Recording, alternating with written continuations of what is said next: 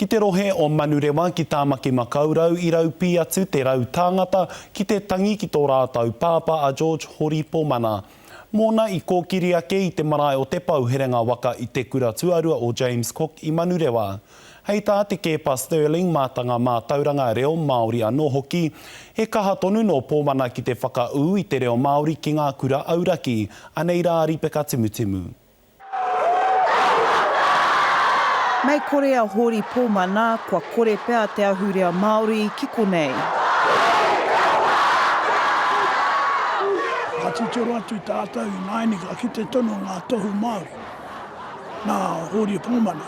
Me kāri ia i pērā, kāre tēnei kura e au ki te ao Māori, ka haere tonu ki runga i tā rātau e kawa ana ko Hemi Kuki.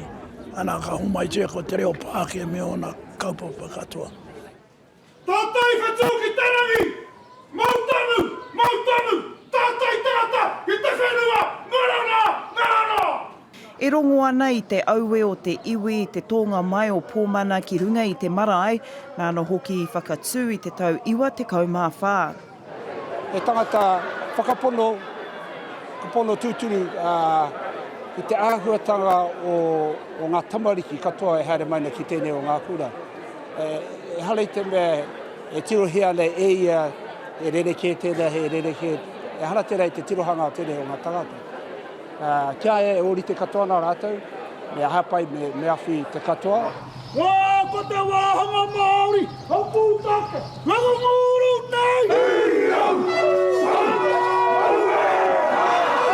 Nā Pomana te wāhanga Māori o Pūtake i whakatū i te tau 2004, ānā wiri hana takuira te whiwhi ki te noho hei tauira kia Pomana. Te momo tamariki e tino rata ana ki aia ko te momo e āhua tikoke ana te waka me ki, ne? Ka ia e rā pūkenga ki te whakatika i rā tūmomo tamariki e whai hua ai rātou. Nā heke ana hupe, rere ana āroi mata. E tangata katakata hoki, e tangata whakakata tangata,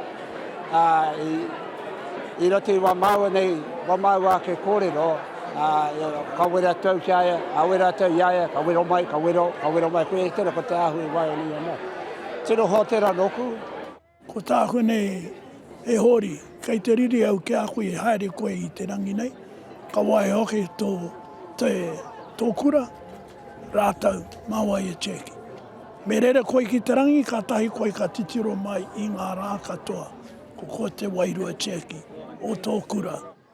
Hei te ata pōpō ka whakahokia te tūpāpaku o Pomana ki tōna tūranga waiwai ki te mautere o Matakana ki roto o Tauranga Moana. Ripeka Timutimu, Te Karere.